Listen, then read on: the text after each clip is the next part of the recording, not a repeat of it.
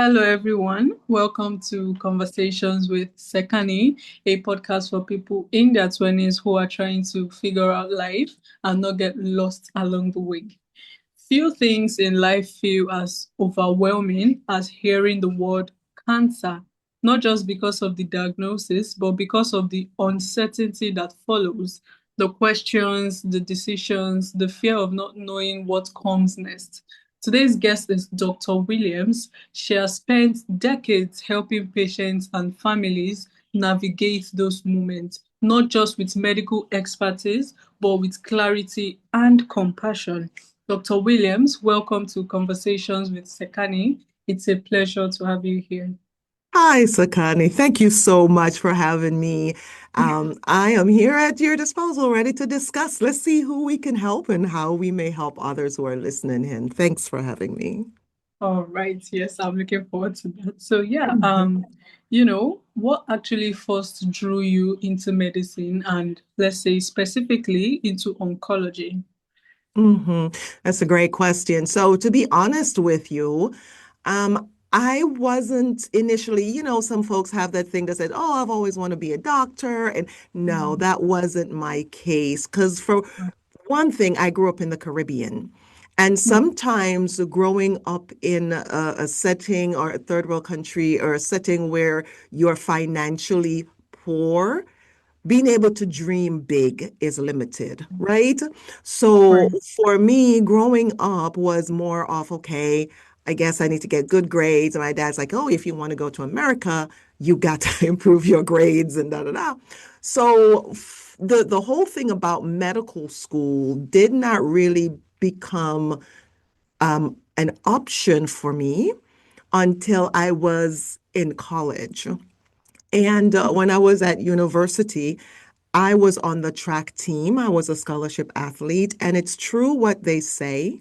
The people you surround yourself with have an impact on the decisions and stuff that you make. And so while I was on the track team, a lot of folks were doing pre-med.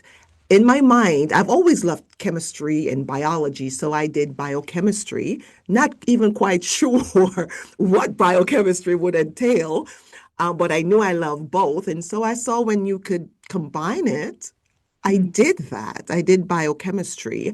And so my thought was I would work at the Center for Disease Control, CDC, Mm. here in America, because I was just fascinated with those kind of, bacteria and all the Mm. illnesses. But it was while I was with my friends on a track team that the conversations going towards medicine and taking care of the sick becomes a seed that was planted and became a possibility. Because then how would I pay for medical school? Like what? How would I pay for anything? I was doing this literally sort of on my own and working and sending money back home. So the financial portion was at that point a consideration. Mm. However, I was fortunate enough that at the time, I was previously enlisted in the military, so I had the GI Bill, etc. So my interest in medicine grew out of my love for science and recognizing that I can express that love for science and taking care of others, if that makes sense.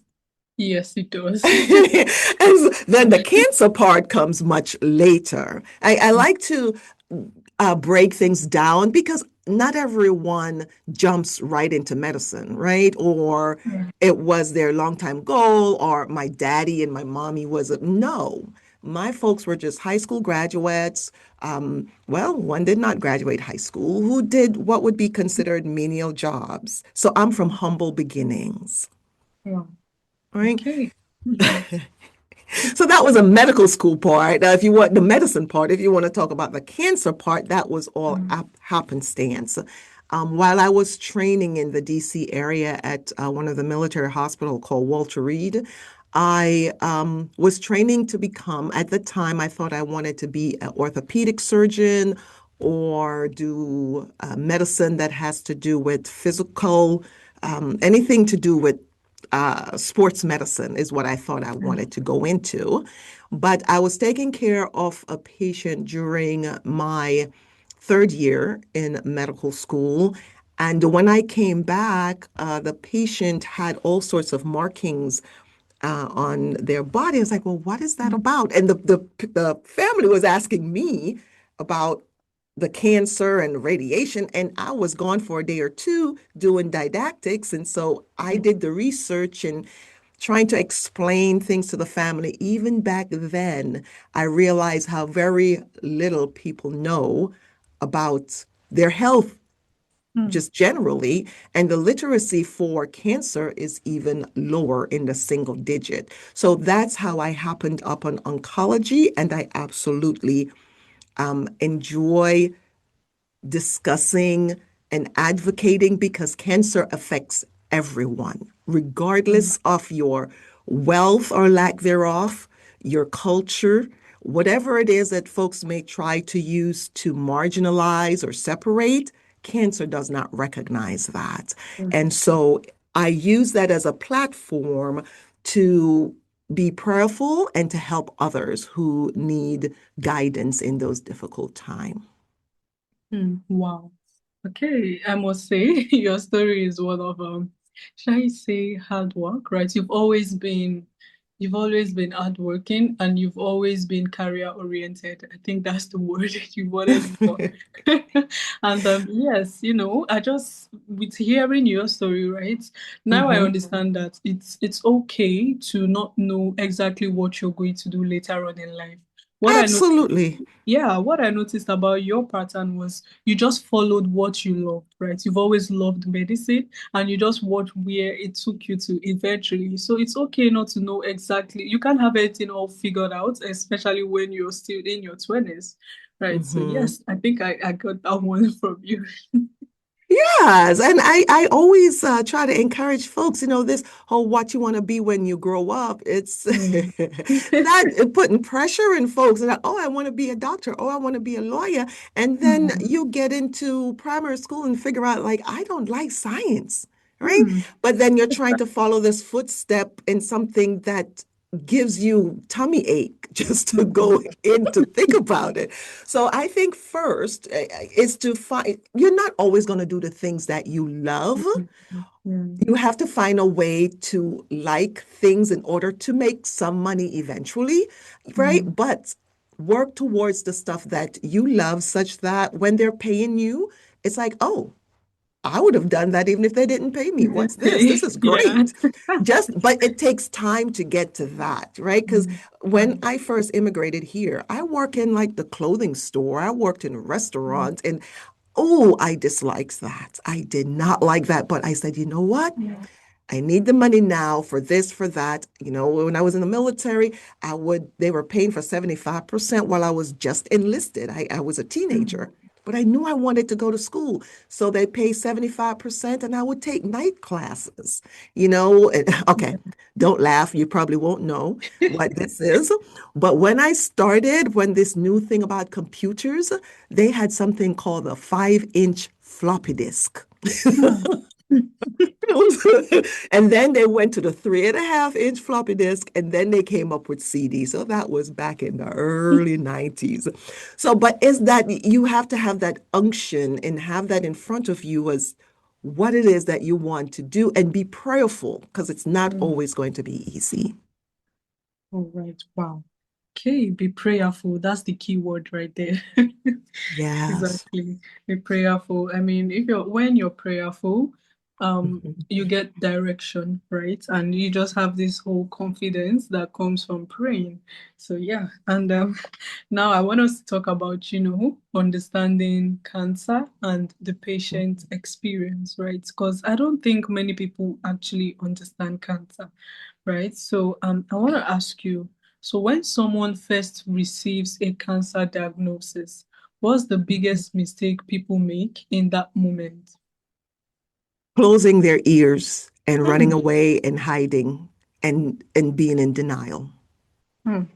That's the biggest thing because sometimes it's cultural, right? So for Hmm. me, the big cultural stuff I try to get over, and I had a conversation with my sister about this the other day, is that, oh, somebody was doing well all along, and then they go into the hospital they had cancer and they died. It's like, no, it didn't just come up all of a sudden, right? There are signs and there are screenings that can be done to help prevent. And there are a lot of people, I have to say, there are a lot of people who are living with cancer or living after cancer when they have the treatment done.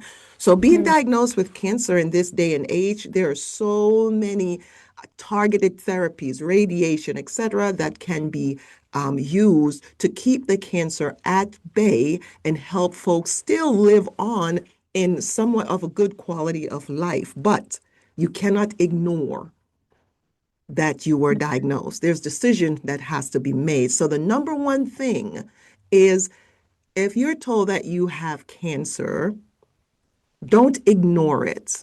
One. Yeah. The second thing, going on the internet and searching about ways to treat the cancer yourself and trying to get healthy, don't do that.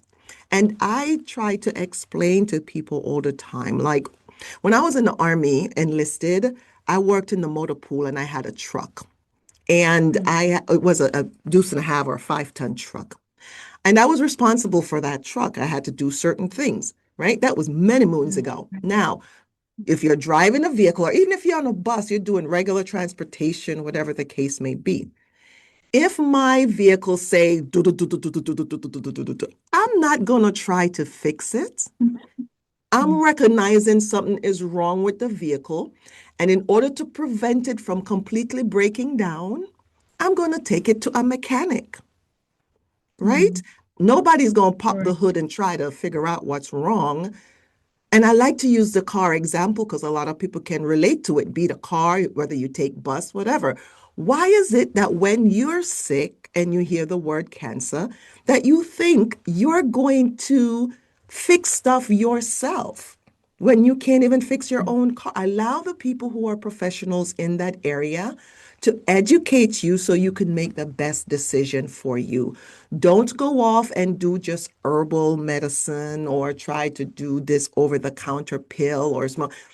You can do your radiation, you can do the chemo, you can do, or make the decision with your team. They are there to help you. So that's the second thing. Don't try to treat yourself or try to cure yourself or go on the internet and do all these false things. Take this grass, blend it with this and this oil, and it'll go away.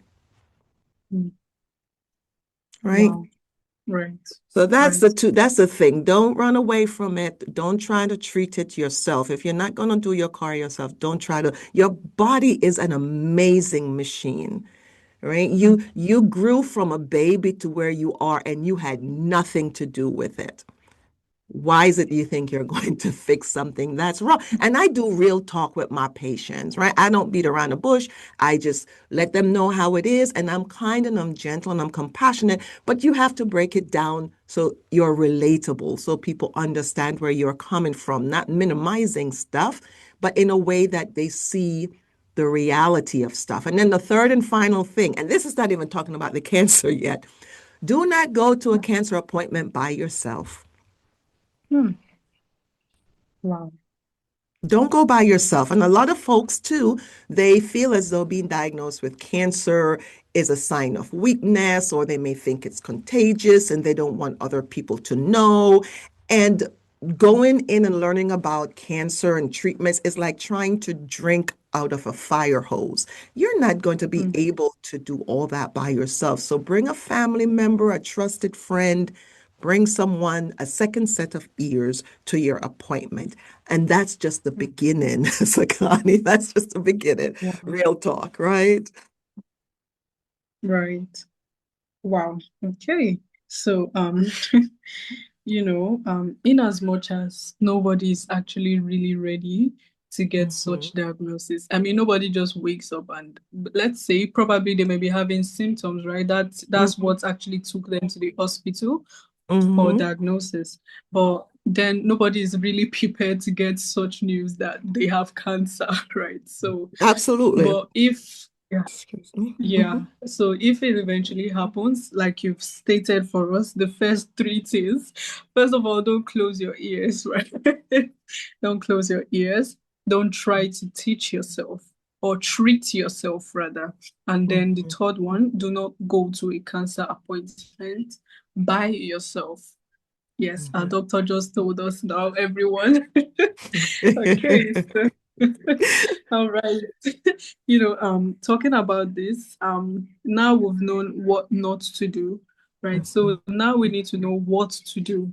So what are the Mhm. most, important questions patients should be asking their doctors, but maybe they often don't ask it? So what do you think those Mhm. questions are? Well, that there are multiple questions that need to be asked, and a lot Mm, of it will stem from what type of cancer you're diagnosed with.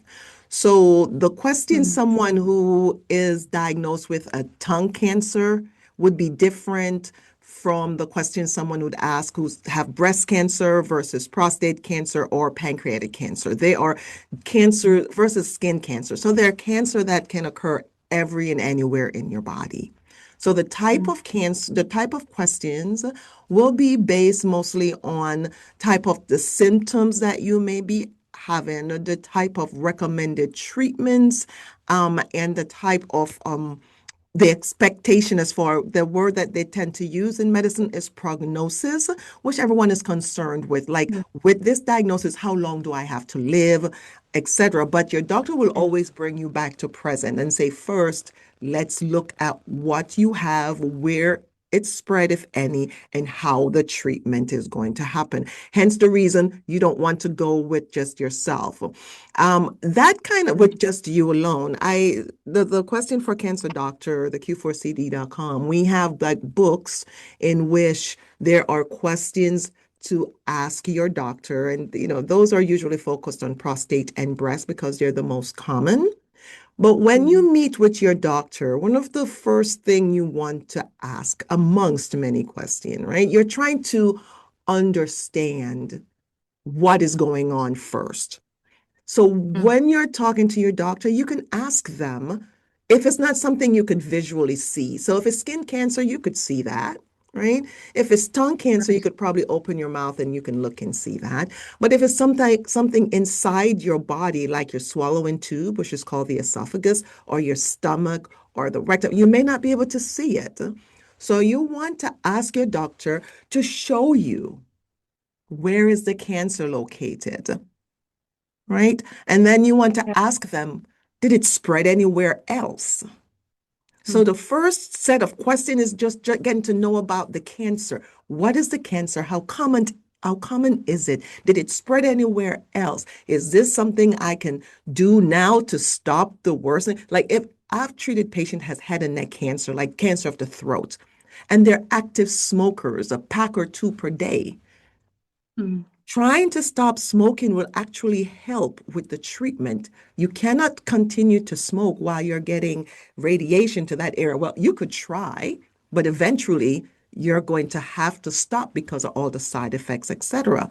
So the first thing you want to do is just ask the doctor, show me where the cancer is. Tell me about the cancer. What is going on, right? And now is not the right. time for blame. Mm, So if you have lung cancer and you were smoking for 20, 30 years and now you have lung cancer, even if it's the smoking that caused the cancer, now is not the time to blame because that could lead you into depression. Like I like to say, this is what's present in front of you now. Let's deal with mm, what's here. The regrets and I shoulda and I coulda and being depressed is not going to help moving forward in the mm, future. So there's not any one questions per se. You want to learn about what the cancer is, what's going on, did it spread, and that's going to you have to get a lot of imaging done, CAT scan, PET scan, and these may not mean anything to the general public, but these are mm, the things you're going to ask. So, how do I know if the cancer spread elsewhere? Well, they have to take pictures to look inside the body. Then the mm, next set of question is going to be about treatment. Can this be treated? Can this be controlled? What are my chances of controlling this? And when you talk about treatment, then you're going to talk about as well what are some of the side effects? What can I do to mitigate some of the side effects, etc. So as you can see, it's quite complex, mm. right? Right. It is actually. Wow. I want to So, pause to allow for questioning, right? Because I can go wherever you want me to, but I think what's most important for the listening audience is to mm, try to get a grasp, not only for themselves if they are diagnosed, but for a loved one in trying to understand what your loved one or close friend may be going through and how to be there for them and how to guide them through the process, not pushing or being overwhelming or printing out all these scary statistics from the internet. And we have to try to be present and be human and supportive through the current issue that the person is going through. wow, exactly. All right. Thank you so much for that one. I feel like people really needed to hear that because some people have this attitude of throwing Hmm. blames, right? Let's say you're accompanying someone to go do their diagnosis, and it happens they have lung cancer, right? And then you say, I told you you shouldn't have smoked. I told you not to smoke. Assuming you stop, I think that's the wrong time to do that. Like, Absolutely. absolutely. I know it's bad, do not smoke and all, but right there is not the time to do it. That's the time they need you the most, mostly emotionally, right? Just try to Mhm. encourage them and make them feel that, this could go away, right? Although it's not going to be an Yes. easy process, but Hmm. healing is possible, right? So, yeah. Yes. Exactly. All right. So, now that we've touched on this, I'm actually curious as to knowing, you know, what are like the major causes of cancer actually? So that, they say prevention is better than Hmm. cure, right? Hmm. So, Hmm. although I don't know about, this, I'm not a doctor, but I feel like some cancers just come. There's really no cause to why it came. It just appeared. I'm not sure. But then there are some cancers in some specific areas in the body that was actually caused by the person himself. For example, smoking. So yeah, can Hmm. you give us like the causes of cancer and what to do to, stay away from things like that? Okay, so that was a good insight, Sakana. You're doing well already because you've already named one of the big one, right? Okay. Smoking. Thank you. Thank You're you. doing awesome. You're a great student. Oh, See, you've already named the thank one of the you. big one is that smoking and smoking cigarettes. If you could look up what are the fillers inside of a cigarette, Mm, you would be surprised of all of the cancer causing things that are in there. Like it's amazing. So mm, smoking is a big one. And there was a comedian I was listening to once. I really don't remember the comedian. And they was like, well, how is it that smoking cause, bladder cancer or cervical cancer? I'm smoking up at the mouth. I could mm. understand lung cancer, right? And it was funny Right. to people at the time because, okay, you're smoking and it's going from your mouth, it's going into what we call the aerodigestive tract, which is like your lungs and the Mm, area that you breathe through. So how does it cause problem with the bladder or the cervix? Your body, again, is an amazing machine. And when we try to put mm, toxins into it that doesn't belong there, your body is going to try to get rid of it. And so in mm, the lungs, there's nowhere for it to go. So it causes scarring of the lungs and damage the lung lining. And that over years of damage, repair, that can cause an issue that leads to cancer. When you smoke these stuff and it goes into your body and your body's trying to get rid of it, it has to be excreted somewhere. So your mm, kidney is like a sieve. And so it tries to flush out these toxins. And if you're flushing out all these things and it's sitting in your bladder all the time, then there you have it. And it's just like mm. stuff could filter through the lining of your body. So cancer can, I mean, I'm sorry, not cancer, but smoking can cause a whole lot of different type of disease, a lot of not just cancer, but disease, breathing issue. Then there's alcohol. Wow. It has to be filtered through Mm, your yeah. liver, right? So that is another Mm, issue. Drinking right. drinking all that stuff you think is funny and you're drunk every weekend and all that strong alcohol and stuff, it's tearing up your digestive tract, and your liver have to work extra to filter stuff through. Your kidneys have to work extra. So there are those things. Depends on where you've lived. I actually work with veterans as well in some of their deployments to different areas, and the different type of cancers that they can get from exposures to things like jet fuel, or if they're in an area where they have a lot of sandstorms, etc. So you don't need to add anything extra to your body because the environment itself is as rough as it is. Breathing in Mm. all of those things, even from the sun. The sun damages your skin. Everyone knows that. It can cause skin cancer, right? So, Right. one of the things I also put through, you hit on it on the head as well, Sakani, is that there are some cancers that occurs and they're for no rhyme or reason. You don't smoke, you don't drink, you try to exercise regularly. Mhm. Here you are.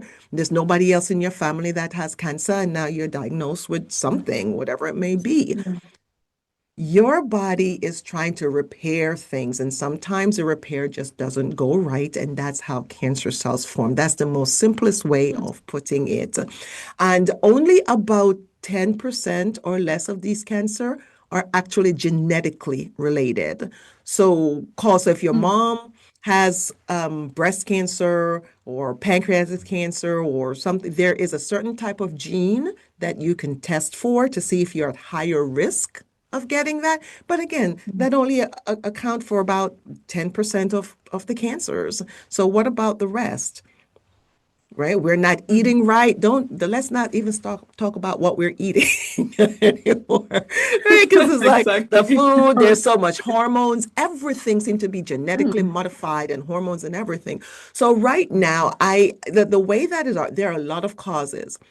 I tell folks, for the things that you know, don't do it. And if you're going Mm. to do stuff, do it in moderation. Don't smoke. There's nothing good about smoking. And folks have gone to just doing nicotine. There's nothing good about doing just the nicotine thing either.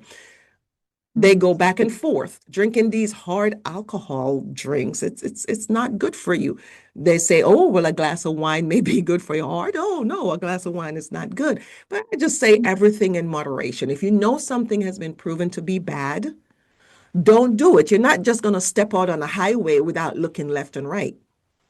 So Mm. why are you damaging your body that way? So that's a long answer, but it's sort of worthwhile getting into because again, there's a lot of blame and guilt associated with a diagnosis and a Mm. lot of unknown.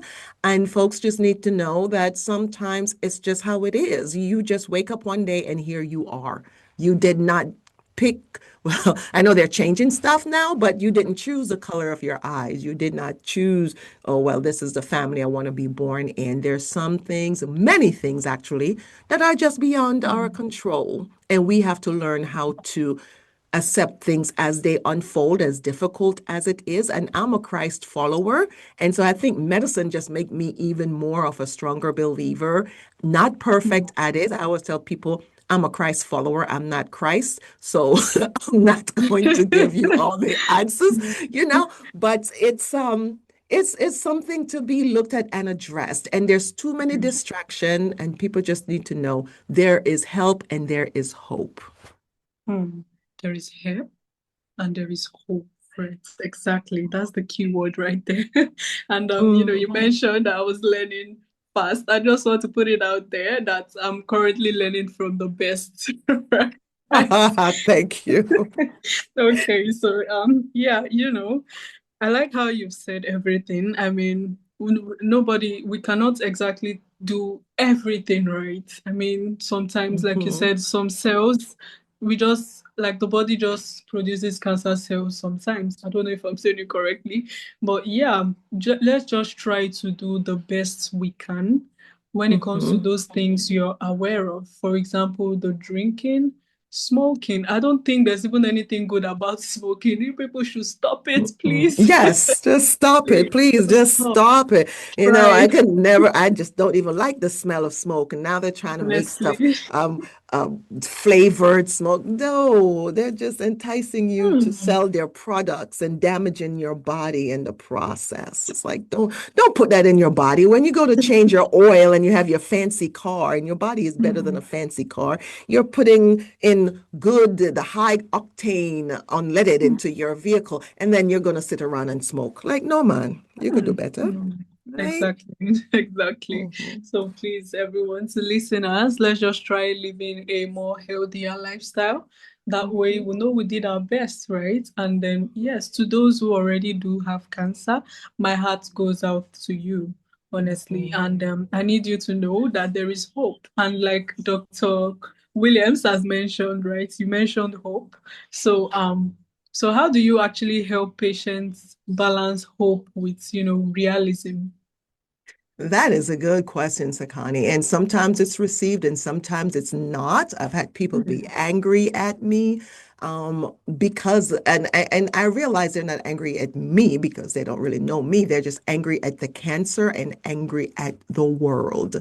And one of the things I've come to realize over these few decades of working in this field is that some people, the cancer can bring out the worst in them. My mm, grandma used to say, you will not get you won't get pineapple juice when you squeeze an orange. So whatever is inside the person is what's going to come out. If they were a mean person to begin with, they're going to be angry and mean at the world. But the way that I approach this when it comes to talking to a patient who is diagnosed with cancer, I like to listen. I want to know what is their main concern because everyone is different. I've had mm, patients tell me, oh, I need to survive this because I have young kids, or, I'm concerned about the bills. I got to work. What is it that is their concern mm, when they're being treated for cancer or they're diagnosed with cancer? I can't put everyone in the same group because there's some folks who deals with this well. I remember I had a patient about 18 years ago and was diagnosed with sarcoma, and she said, "Hey, if not me, somebody else. I mean, at least mm. I can treat it, right? So somebody had Right. to be diagnosed with this, it seemed, and if it's me, let's see what you can do to help me, doc." Right? So in offering hope, I have to see where these folks. I've had people tell me, like, don't tell me nothing about God because he wouldn't have let this happen to me. And I said, Mm, well, what do you mean happen to you? So I tend to take a posture of listening first. mm, What is their concern? How do they see this diagnosis? And then I go from there, offering hope based on what their concern is. So if their mm, concern is like, oh, well, I have a 9-year-old child, and here it is now, I have breast cancer. Then the hope would be, hey, you have a stage 0 breast cancer, meaning it hasn't spread anywhere. It's localized. I'll show them the picture that this is where it is.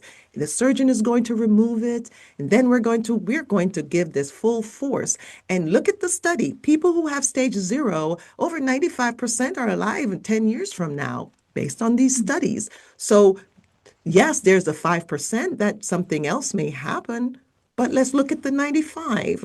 And so I use based on their cancer. Now, there's some cancer that's a little bit more difficult, right? Like the right. GBM in the brain or pancreatic cancer. There are long-term survivors for pancreatic cancer, but those are the ones that are discovered early. And Mm, then there are those who are just is more advanced. And so then the conversation will lean more towards what do they think about mortality, right? mm, Or if right. it's the pain or the fear of how they're going to be transitioned or fear of how they're going to die. So I have to know what their issue is, and it's all based on the stage of the cancer, meaning how advanced the cancer may be, to guide me in that conversation. And I always whisper a prayer, okay, Jesus, help me with this conversation. Guide me as to how to help this patient. Because again, I always say Jesus knows everything. And I'm one of the best doctors because he knows everything. And I go to him and he tells me what I need to say, not of my own will, but Right. it is. And people are like, well, how do you handle this? I deal with the patient. I'm prayerful. And then for me, I go to church on Sunday and I just vomit everything at the altar. And I've learned to leave it there. I'm not picking it back up when I leave. Leave it there. So I offer hope just based on the person, what it is that they hope to attain. And I do not give false hope. If Mm, it's imminent that someone is going to be dying, or, I've been in a hospital room, they've requested to speak with me, and they're like, doc, tell me the truth. How much time do I have left? mm, Right? And right. I'm not God. I don't know the exact time, but just based on how the body is going down, I said, well, based on this, that, and if you take no additional treatment and your liver is shutting down, your kidneys shutting down, this look like it's imminent, as your other doctors have told you, within like 48 hours, 72 hours, Mm, and I'll have the time because your body's shutting down. Your body will tell you. And that's the moment I take to ask them, well, they'll ask me, well, what's going to happen? Are you right with Christ? Is your soul right? Have you considered? Again, here is one of the things, honestly, Sakani, right? I right. don't know anyone still alive who was born in 1891. That's I very don't know anyone still alive that's 150 years old. You okay. I'm I just, don't. do you know, that means we're here for a brief Mm, time. Everyone is trying to find that magic potion to live forever. And the only one I know is that, even pharaohs, right? They used to right. bring their concubines, the poor servants, their gold and everything and bury everybody. It just was great for the grave robbers because then they're rich after that. You can't take anything with you and you're not going to be here forever. Mm, So until you are able to come to grasp with that reality, you know, it's going to take some growth and some conversations and move and say, okay, what is it? And even now, you don't have to be ill or sick or diagnosed with cancer to come um to terms with the mm, fact that you're not here forever. And you just need to lose a loved one. And you're like, oh my, oh, this stuff is real. Mhm. So mm, it's there's no template. There's no magic trick. There is no, it's just experience, honestly, mm. and being honest and telling patients about this stuff with compassion and having just heart to hearts with patients. So, All right. Wow. Okay. I must say, I'm really, really enjoying and loving the conversation, and I'm learning a lot, by the way, too. So yes, thank you so much, Dr. Williams. This has been amazing. And Mhm, before I, move to like the concluding part, I want us to touch on this one because I feel like it's really important, right? So mhm, it's about veterans, exposure, and their health, right? mhm. Because I don't think many people know about this. So you also work closely with veterans. So how does Mhm. military service sometimes connect to long-term issues like cancer? Yes. So, the folks who've been in the military, like I've been in the military twice. I was enlisted and I Hmm, got out, went to college, etc. And then I came back in as an officer, as a physician. So, just as how we discussed previously that smoking can cause cancer, right? right. It's the simplest way to explain it is that there's some jobs that we do that Hmm, expose us to certain chemicals hmm, and certain toxins that can later on cause not just cancer, but other type of debilitating diagnosis. So hmm, I work in the cancer world. So if someone works, for example, if they're in the Air Force or the Army and they work around jet fuel all the time and they're being exposed to different types of toxin, if they're at burn pits where they're burning stuff, the inhalation from that, if they're even in a place where there's frequent sandstorms or airborne dust and medical waste. So all these things are or radiation, because that's my specialty. I work in radiation. So if they're exposed to these things at a certain time, the latency, which is just a fancy word to say how long will it take between exposure and being diagnosed with like cancer in my area, is something that I work with veterans for with. So if they were stationed at a certain duty station, be it overseas or even locally here, and their work that they go in every day to do, have them exposed to certain toxin, radiation, or chemicals, and then now they have a diagnosis. Mm. What I do is try to link their time in service with that, what we call a nexus to their diagnosis. So it's like, because you were exposed to that, you now have this.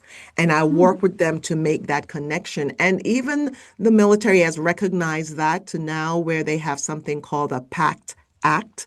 So what that covers is that if you were at certain duty station during a certain time frame, you don't have to prove the connection. They already Mm. said, yes, we know that if you were in Vietnam, if your foot touched the ground in Vietnam during the Vietnam era, you are exposed to Agent Orange. So if you have prostate cancer, we're not even going to argue with you. It was caused by Agent Orange. So there are some things and some timeframes that is already recognized, and that's all new and that's already covered. And then there's some others that are not. So I work with veterans initially by doing what I call like a VA case strategy consult, where I try to find out, well, is there something actually plausible that this nexus is needed? It may not be. I've, I'm very honest. I'm transparent. If you come to me like, oh, well, I have this and that, and I look it up and I go into the data that I have, it's like, oh, you don't need a nexus letter. You're already Mm. covered based on the PACT Act. Now, some have pushed back and said, I want to make sure my package is foolproof and I don't want any argument. I want that nexus letter. I Mm. will document that I told this soldier or veteran that, hey, you don't need it, but they want to complete their package, and I'll put something together and, then they'll go and submit it. So I don't submit the claim or anything of that sort. They have credentialed specialists who does that. But what I Mm. do work with them is on the medical side. As you see, the medical and the medicine portion is a whole different language. Mm. Introduce toxin and trying to connect all that in the biochemistry and the biological portion to the latest, it's a whole different world.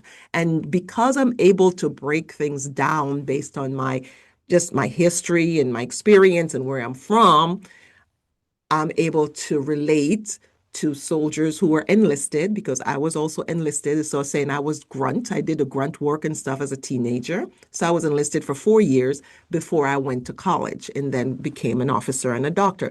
So I understand the work that they do. I understand that even though you may have a desk job, ever so often they may put you on duty in the motor pool to do certain things or clean down an airport, because I lived it. I was there. Yeah. Wow. Okay. All right. So I want to believe, right, that these people that work in these places, they're actually told, right? They are probably enlightened that you are exposed to some sort of radiation if you are in places like this, right?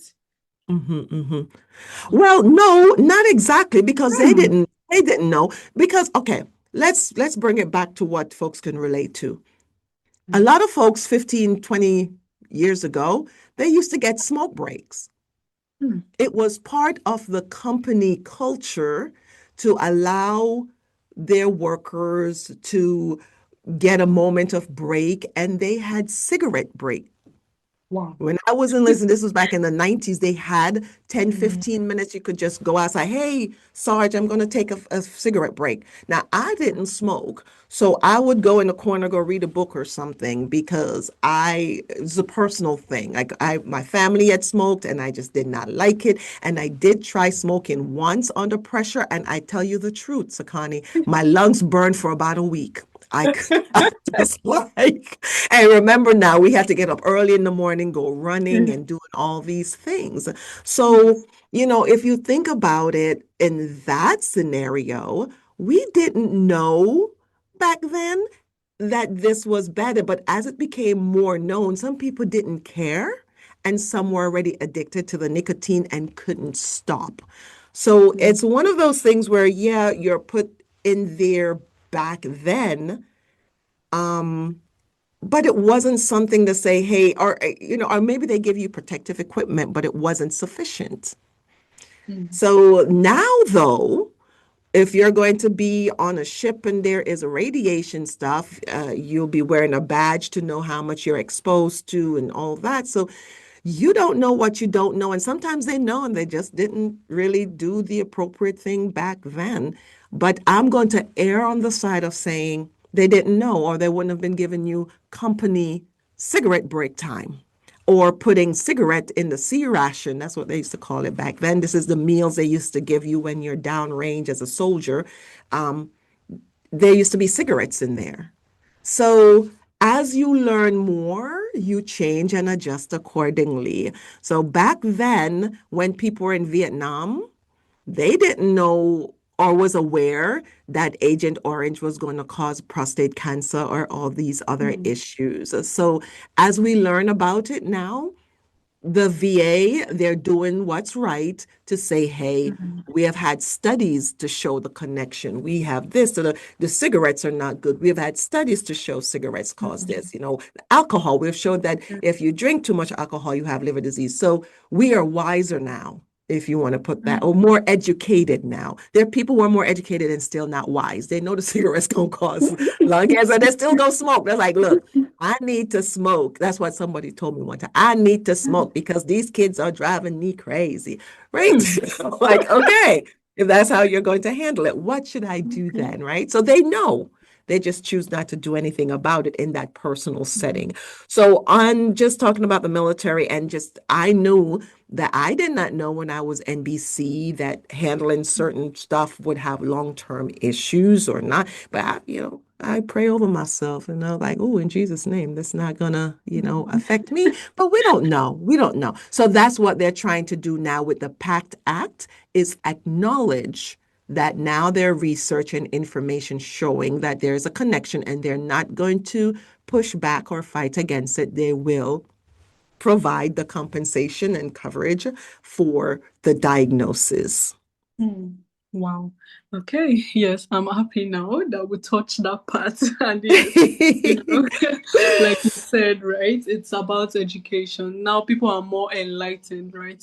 Unlike how it Yes. used to be before, right? So yes, I would say this has been a really, really amazing conversation. And one thing I would like to say, and this would be to the audience, right? So Mhm, um probably someone who is currently battling cancer or those mhm, who their loved ones are currently also battling cancer. You know, mhm, moments of uncertainty are part of life, but how we navigate them, the questions we mhm, ask, the clarity we seek, and the mhm, support we build can actually help change everything. So let us mhm. try our best to just, try to be more involved in things like this. Let's not just leave it to fate and like, oh no, I'm sick, I'm gonna die. No, try your best. No.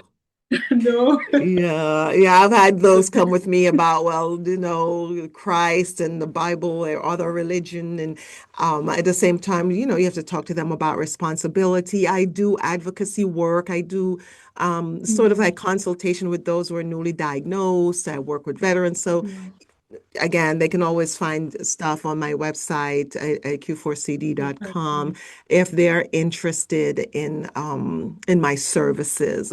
But there are a lot of stuff out there, and I think a lot of folks are, they've heard of me or heard me speak here and there. They automatically just feel a little bit more comfortable knowing that I'm going to be transparent with them and that I'll be honest and I will do my best to guide them as best as I can. What I would encourage those who are Wonderful. listening to do is they need to consider that their body is a temple. And so, if you want your temple to Mm, do well by you, to try your best to do what's right, to exercise, 3, 4 days a week, whatever that may look like for you, to address your mental portion as well. A lot of folks who do the body exercise forget that part of your body is your mind wellness. So, you have to address that as mm, well. Take the time to look after yourself. Now, I know one of the things my dad used to say to me is that, well, everyone needs a vice, as if to say everyone needs something that is not all healthy. Okay, yeah. then maybe read too much or walk Mm, too much. Make your vice something that you will benefit from. But I always tell folks, like, look, no one can predict what tomorrow holds. What you can control mm, is what's inside of you and how you respond to situation. So don't set yourself up by saying, "Oh, I'm going to do this," and "Oh, I'm going to do that," because when that situation comes, you may find yourself in like a deer staring in a headlight. So be honest with yourself. Be prayerful. Do the best you can at whatever you put your hands to do. And just know that if you work on your health and be kind to your body will be kind back to you as best as can be expected, right? So if you look after your vehicle, you change your oil, you rotate the tires, your car will last a longer period of time. Same thing. If your body is healthy and you do the best you can, if you do encounter a diagnosis that is something you don't want to encounter, at least your body is strong enough to tolerate whatever treatment you have to do, be it chemo or radiation or surgery. If you're overweight and short of breath, your recovery will be horrible. So do your best. Start now. Take care of yourself and do everything in moderation. mm. Wow. Okay. Keyword, do everything in moderation. I think that's the keyword. All right. So I need to know if you can hear me clearly. I can hear you now. It's much better. Thank you. Okay. Uh-huh. Okay. All right, Dr. Williams, this has been amazing. And finally, the final part of my podcast is called the rapid fire segment. So, Okay. okay, so starting now, right? Would you prefer hope or certainty?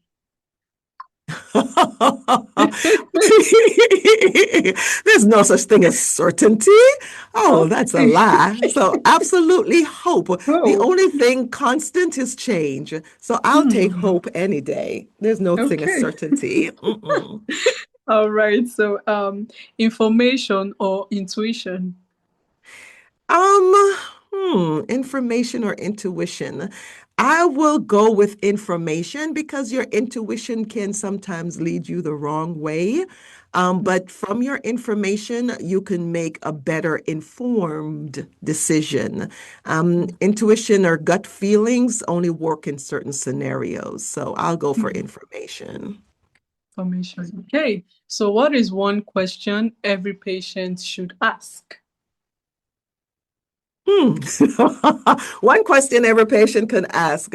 I would say, um, regardless of the scenario, if it's even just for a checkup, you should always Hmm. ask your doctor overall just to break things down in common language so you can understand, and that will help you to be a better compliant patient. Okay. So, whatever it is, just ask them. Can you break it down to me that I can understand? Why am I taking this medicine? What is this medicine for? Or, Hmm. so try to have a conversation with your doctor. Don't be afraid of the white coat. They're there to serve you. So one Hmm. question is always, can you break it down and tell me why? Mm. XYZ. Hey, can you break it down? All right. So, what is one myth about cancer? One myth about cancer, there's so many myths. One myth about cancer that I don't like is they're saying everybody has cancer cells in their body. Mm, That's a myth. Everyone has cells, and sometimes those cells misbehave or they don't repair appropriately. That then leads to cancer. If everyone has cancer cell in their body, then everybody would have cancer, and that is mm, just not factual. So we all have cells. And like people, your cells misbehave and do things they're not supposed to do that can develop later into cancer. But for the most part, your body is working very hard to get rid of all damaged cells, etc. It's just the ones that they can't manage on their own that will manifest. So not everybody has cancer cells. We all have cells that sometimes they just misbehave is the simplest way to put it. And I don't like mm, that myth because not everyone have cancer, because then a lot of folks will have had cancer before they become teenagers, right? So that's not the mm. case. Okay, right. Thank you so much for that one. And finally, right, what is one thing families should do better? What is one thing families should do Should better? do better, yes.